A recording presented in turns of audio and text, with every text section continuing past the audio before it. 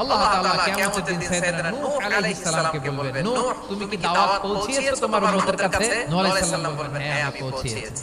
এবার নূহের উম্মতকে আল্লাহ জিজ্ঞেস করবেন, এই নূহের উম্মতেরা তোমাদের নবী নূহ কি দাওয়াত পৌঁছিয়েছে? নূহের উম্মত বলবে, না আল্লাহ আমাদের কাছে কোনো সতর্ককারী আসে নাই, কোনো নবী টবি আসে নাই, কোন দাওয়াতও আমরা পাই নাই, আপনারাও চিনি নাই, জান্নাতও চিনি নাই, জাহান্নামও চিনি নাই। নূহ আলাইহিস সালাম বিপদে পড়ে যাবেন।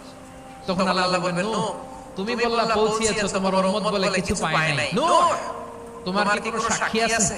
নূহ আলাইহিস সালাম বলবেন, আছে। কে? উম্মতে মুহাম্মদ। তখন আমরা বলবো, আল্লাহ আল্লাহর নবী নূহ আলাইহিস সালাম তিনি আপনি যা যা বলেছেন ঠিক তা তার উম্মতের কাছে পৌঁছে দিয়েছে। এবার নূহের উম্মতের সাথে আমাদের ঝগড়া লাগবে। তারা বলবে, তোমরা আসছো আমাদের হাজার হাজার বছর পরে, তোমরা কি করে জানলা? তোমাদের সাক্ষী ধর্তব্য হবে না। আমরা বলবো, আমাদের কোরআনে তোমাদের নবীর কথা আল্লাহ আমাদেরকে জানিয়েছেন, দিন রাত এক করে তোমাদের কাছে তিনি দাওয়াত পৌঁছেছেন, তোমরা কানের মধ্যে হাত